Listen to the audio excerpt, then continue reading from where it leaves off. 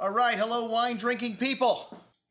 We had our event last night with Paulie Castronovo at the Cafe Maxx restaurant there in Pompano Beach. The cooking class that we've been doing for, 20 years with star celebrity chef Oliver Saucy.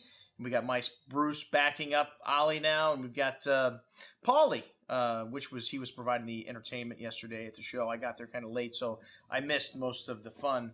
But I always get there late. I can't get anywhere by 5 o'clock when that cooking class starts, man.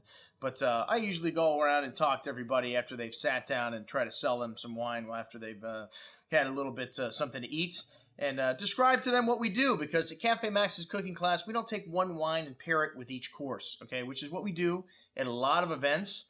At our wine dinners, that's what we do. We take a wine, we pair it with each course.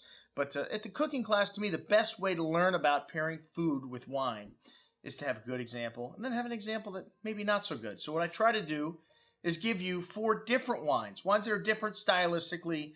And Paulie, for you last night, I tried to put wines on the table that weren't going to upstage your wine, because Montepulciano d'Abruzzo, not the greatest wine made in Italy, but I have to say, they came up with some pretty good wine for Paulie, to put Paulie's name on, and it definitely stood up to everything on the table last night. Well, I served a Pinot Noir as the other red, so we wanted to keep it light, this ritual value. And then there's Paulie's wine, and I always like to give Paul a little bit of a hard time. I mean, he's a DJ, he's a comedian, and when I mentioned that this wine was from the armpit of Italy, I probably shouldn't have said that, Paul. Sorry.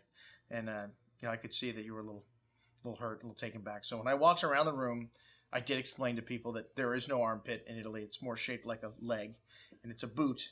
And Abruzzi would be right behind the knee, which is another sweated kind of area of the body. But no, actually, Abruzzi is an area that they produce a lot of wine in. And most of it is not considered top-level wine. But one of my favorite wines in all of Italy comes from this area, Valentini.